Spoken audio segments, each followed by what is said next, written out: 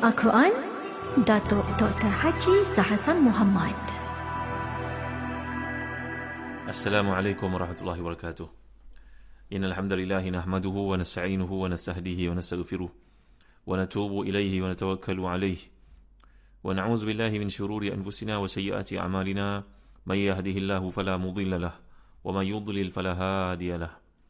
Allahumma salli wa sallim wa barik ala Muhammad wa ala ali Muhammad kama sallaita wa sallamta wa barakta ala Ibrahim wa ala ali Ibrahim fil alamin innaka Hamidum Majid. Amma ba'd. Muslim-muslimat yang rahmati dan dikasihi sekalian, melihat kepada ayat yang kelima surah Yusuf pada muka surat 546, jilid yang keempat, tafsir Ibn Kathir. A'udzu billahi minasyaitonir rajim. Qala ya bunayya la taqsus ru'yaka ala ikhwatika fayakidu laka kaida. Inna syaitana lil insani aduwwum mubin. Ayahnya berkata, wahai anakku yang sangat kukasihi, janganlah engkau menceritakan mimpi itu kepada saudara-saudaramu. Nanti mereka akan buat tipu daya untuk membinasakanmu. Sungguhnya syaitan itu adalah musuh yang nyata bagi manusia.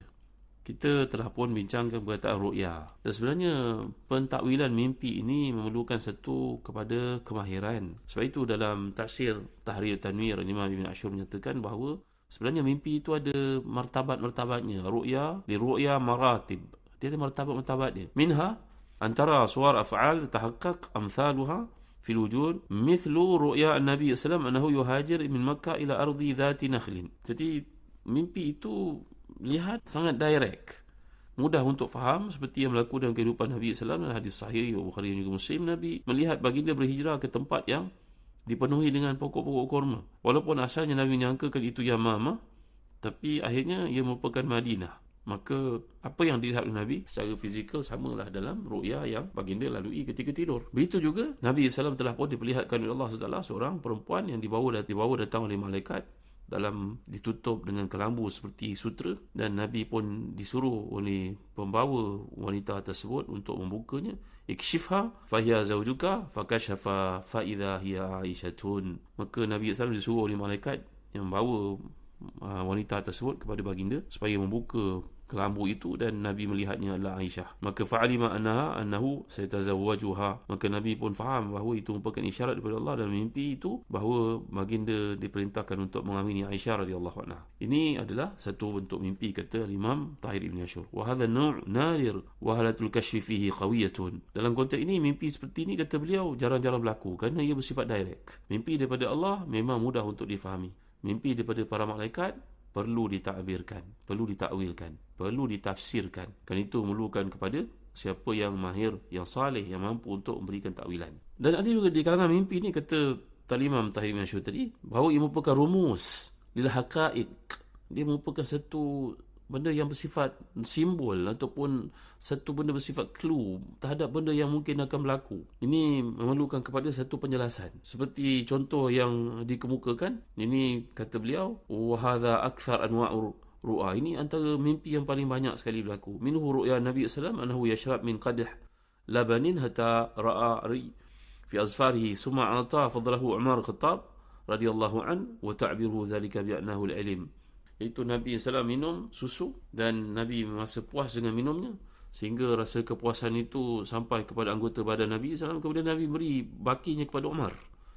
Maka Nabi menjelaskan bahawa keilmuan yang daripada Umar Khattab radhiyallahu anhu itu merupakan satu anugerah daripada Allah SWT yang menandingi ilmu orang lain. Selepas Nabi SAW, maka Umar adalah satu pakar rujuk yang sangat sukar untuk dicari ganti. Begitu maksudnya. Dan saya pernah ceritakan pada tuan-tuan mimpi yang dilalui oleh para sahabat yang ditakwilkan oleh Abu Bakar As-Siddiq radhiyallahu anhu dengan kehadiran Nabi satu masa dahulu. Itu juga mimpi bersifat rumus. Begitu juga ada mimpi yang diperlihatkan kepada Nabi SAW seumpama satu memerlukan kepada takwilan, iaitu kisah ketika Nabi berhijrah ke Madinah. Maka baginda melihat imra'atun sauda nasyiratu sya'raha kharijatun Madinah ila al-Juhfah fa'abaraha bil humma tantaqilu min al-Madinah ila al-Juhfah. Nabi SAW telah pun diperlihatkan seorang wanita berkulit hitam, rambutnya mengerbang, keluar dari Madinah menuju ke Juhfah. Peristiwa itu berlaku selepas umat Islam di Madinah ramai yang ditimpa demam ketika mereka berhijrah ke Madinah. Selepas itu dengan doa Nabi SAW, supaya diberkati bumi Madinah itu 2 kali lipat bandingannya dengan Mekah, maka Allah Ta'ala telah pun mengirim segala penyakit wabak yang ada padanya keluar ke Juhfah. Pada waktu itu maka Nabi telah diperlihatkan dalam mimpi seorang wanita yang berkeadaan hitam warnanya, berambut mengerbang keluar dari Madinah menuju ke Juhfah. Begitu juga mimpi yang memerlukan kepada takwilan ini hadir dalam kehidupan Abdullah bin Salam radhiyallahu anhu yang berasal daripada seorang Yahudi, pendeta dan masuk Islam. Kemudian beliau mimpi melihat diperintahkan untuk melalui satu jalan lurus, kemudian sampai ke satu tiang, dan di tiang itu mintanya untuk memanjat, dan kemudian dipanjatnya dan pegang kepada satu tempat untuk bergayut, al-urwatul wuthqa. Maka dia telah bertanya kepada Nabi sallallahu alaihi wasallam, fa'abarahu Nabi sallallahu alaihi wasallam bi annahu la yazalu akhizan bil iman allazi huwa al-urwatul wuthqa wa naru dhahil jannah faqad tatabaqat tamsilun nawmi ma tamsilil muta'araf fi qawlihi kama yakfur at-taghut wa yu'min billahi faqad istamsaka bil urwatil wuthqa. Ketika Nabi mentakwilkan untuk Abdullah bin Salam, sahabat yang sangat mulia ini, pendeta kepada Yahudi yang telah masuk Islam ini, bahawa Nabi ditanya olehnya tentang perjalanan dalam mimpi yang dilihatnya itu, Nabi telah mentakwilkan, mentafsirkan mimpi dengan mengatakan bahawa Abdullah bin Salam ni akan hidup sebagai seorang Muslim, mati dalam keadaan beriman, dan dia memegang Islam itu sebagaimana yang Allah nyatakan dalam surah Al-Baqarah, faqad istamsaka bil urwatil wuthqa. Maknanya dia melalui taman yang hijau, berjalan sampai ke tiang, panjat, kemudian pegang pada tali itu, tak jatuh, dia tak terlepas dia, maka itu menandakan keislaman dia sampai ke akhir hayatnya. Jadi balik kita kepada kisah tentang mimpi Nabi Yusuf ini tadi. Maka Nabi Yusuf sangat yakin dengan rasa cemburu abang-abangnya, kerana pengalaman dalam kehidupan mengajarnya banyak perkara, dan kita pun boleh buat justifikasi terhadap satu perkara itu dengan menggunakan akal yang waras, apakah patut untuk diceritakan ataupun tidak. Jadi ini peringatan daripada Nabi Yaqub terhadap puteranya Yusuf, bahawa jangan kau menyampaikan kepada mereka, nanti akan keruh hubungan persaudaraan wahai Yusuf. Selanjutnya ayah berkata kepada anak-anakku, janganlah kau hairan bila mereka mengganggumu, walau mereka itu saudara-saudaramu. Maka kat sini para ulama mengatakan bahawa anak-anak yang lahir daripada ibu berbeza walaupun ayahnya sama, mempunyai kecenderungan untuk rasa hasad satu sama lain. Kalaulah mereka yang punya ayah yang sama, cuma ibu yang berbeza, hidup pada zaman yang sama, pun ada rasa dengki, hasad seperti itu, tuan-tuan bayangkanlah apa yang berlaku di antara orang Arab dengan golongan Yahudi pada hari ini. Padahal mereka merupakan sepupu. Orang Arab merupakan anak-anak turunan Nabi Ibrahim daripada puteranya bernama Ismail. Sedangkan orang Yahudi merupakan anak-anak Nabi Ibrahim juga. Kerana kita dah belajar dalam bahasa Arab, datuk moyang ke atas pun dipanggil sebagai bapa. Jadi Ibrahim AS merupakan bapa kepada orang Yahudi juga. Tapi dia puteranya bernama Ishak. Bagaimana perasaan cemburu ataupun kebencian dan kedengkian ada pada puak Yahudi terhadap orang Arab, padahal mereka merupakan adik-beradik, merupakan sepupu sebenarnya. Kerana anak-anak kepada Ismail itulah sampai kepada Nabi kita Muhammad SAW. Anak-anak kepada Ishak AS itulah sampai kepada Nabi Isa. Perhatikan. Maka peringatan yang disampaikan oleh si ayah ini, apa lagi bila mengingatkan kepada godaan syaitan, dan syaitan merupakan musuh yang nyata. Seumpamalah seseorang daripada kita yang bijak, pandai, membuat satu proposal kertas kerja untuk dihantar kepada pihak tertentu. Maka pihak yang ada mengatakan, tolong bagi kertas kerja ni betul-betul komplit. Maka yang menghantar ni kena sign NDA. Sebab apa tuan-tuan? Dia tidak akan mengatakan, bukan saya tak percaya dengan tuan-tuan, tapi saya takut orang yang bekerja ke office tuan-tuan ini.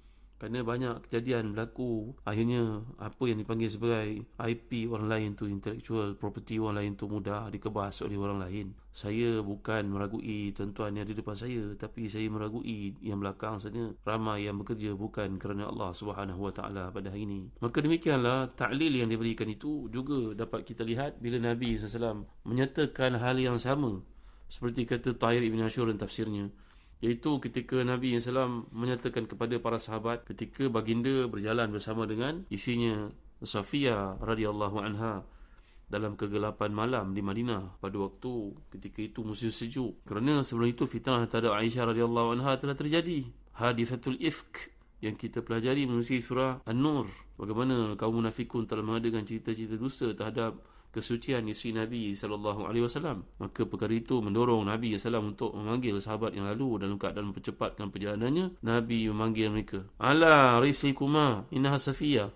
Faqala subhanallah ya Rasulullah. Faqala lahuma inna syaitana yajri min ibni Adam majrad dam. Maka wa inni khasyitu an yuqzafa fi nufusikuma. Dalam hadis sahih ni Nabi SAW panggil sahabat lalu itu mempercepatkan perjalanan mereka. Mari sini Sa'ad, sekejap. Mereka pun datang kepada Nabi. Ya, ada apa wahai Rasulullah SAW? Nabi menjawab, ini isteri aku, Safiyah. Mereka berkata, Allahu Akbar, subhanallah wahai Nabi, takkanlah kami nak mengada-ngadakan cerita. Jawapan Nabi, tidak, aku mengingatkan kamu kerana syaitan itu mengalir dalam tubuh manusia sebagaimana mengalirnya aliran darah. Aku bimbang akan dicampak dalam hati kamu perasaan mengatakan aku sedang berjalan dengan mana perempuan ini, maka aku memberitahu kepadamu. Maka ta'lil sedemikian dapat kita lihat bila Nabi Yaqub berkata kepada anaknya Yusuf yang tercinta itu, jangan sampai syaitan memperkudakan mereka dan menjadikan kamu musuh. Mereka musuh denganmu wahai Yusuf. Inna syaitana lil insani aduwwum mubin. Maka kata-kata semikian, bahawa peringatan yang disampaikan itu jangan sampai syaitan menunggang mereka dan akan menyebabkan pemusuhan itu berlaku di antara kamu. Seterusnya ayat yang ke-6 pada buku surat 548. A'udzubillahi minasyaitanir rajim. Wa kadzalika yajtabika rabbuka wa yu'allimuka min ta'wilil ahadits wa yutimmu ni'matahu 'alaika wa 'ala ali ya'qub kama atammaha 'ala abawayk كما أتمها على أبويك من قبل إبراهيم وإسحاق إن ربك عليم حكيم. Dan demikianlah Tuhanmu memilih kamu untuk menjadi Nabi dan diajarkannya kepadamu sebahagian dari tafsir mimpi-mimpi dan disempurnakannya nikmatnya kepadamu dan kepada keluarga Yaqub sebagaimana Allah telah menyempurnakan nikmatnya kepada dua orang bapamu sebelum itu, iaitu Ibrahim dan Ishak. Sungguhnya Tuhanmu Maha mengetahui lagi Maha bijaksana.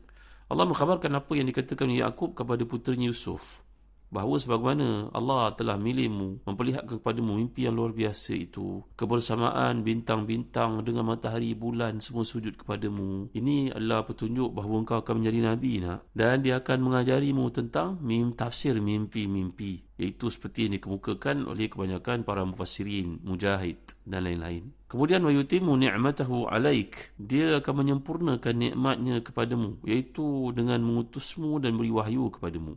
Kan itu Allah berfirman, kama atammaha 'ala abawayka min qablu Ibrahim wa Ishaq, sebagaimana Allah telah menyempurnakan nikmatnya kepada dua bapamu, iaitu Ibrahim dan juga Ishaq.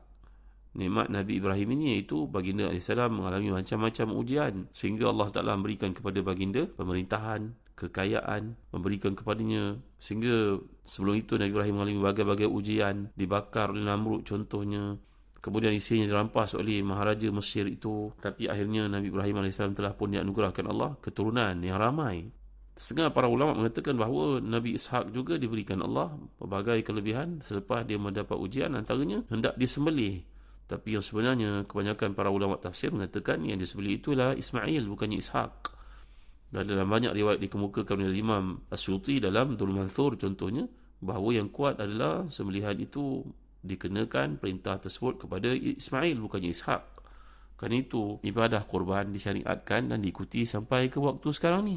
Jadi Allah menceritakan nikmat yang diberikan kepada Nabi-Nabi sebelum itu, terutamanya ayah kamu, datuk kamu, moyang kamu. Ini mereka punya kedudukan di sisi Allah SWT dan kamu pun akan mendapat nikmat tersebut. Dan kemudian di hujung disebut, Inna rabbaka alimun hakim. Allah SWT itu maha mengetahui lagi maha bijaksana. Bahawa golongan Yahudi mengatakan bahawa Yaqub AS itu adalah perampas kepada kenabian daripada abangnya Aisun. Apakah perkara tersebut benar? Nanti kita akan huraikan dalam kuliah berikutnya. Wallahu a'lam wa sallallahu ala sayyidina Muhammad wa ala alihi wa sahbihi wa wasallam. Walhamdulillahi rabbil alamin. Wa barakallahu fikum. Wassalamu alaikum warahmatullahi wabarakatuh.